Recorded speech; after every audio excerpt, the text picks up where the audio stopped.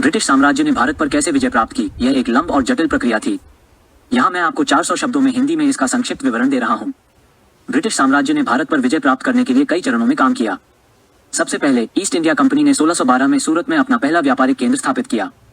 धीरे धीरे कंपनी ने अपना विस्तार किया और 1757 में प्लासी की लड़ाई में बंगाल और बिहार पर नियंत्रण प्राप्त कर लिया। इसके बाद कंपनी ने अपना विस्तार पूरे उपमहाद्वीप में किया और 1857 में सिपाही विद्रोह के बाद ब्रिटिश साम्राज्य ने भारत पर सीधा नियंत्रण प्राप्त कर लिया।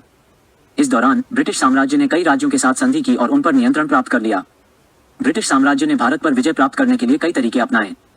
उन्होंने स्थानीय शासकों के साथ संधि की और उन पर नियंत्रण प्राप्त कर लिया। वे स्थानीय लोगों के साथ मिलकर काम करते थे और उनका समर्थन प्राप्त करते थे। इसके अलावा ब्रिटिश साम्राज्य ने आधुनिक हथियारों और सैन्य शक्ति का उपयोग किया और स्थानीय सेनाओं को पराजित किया।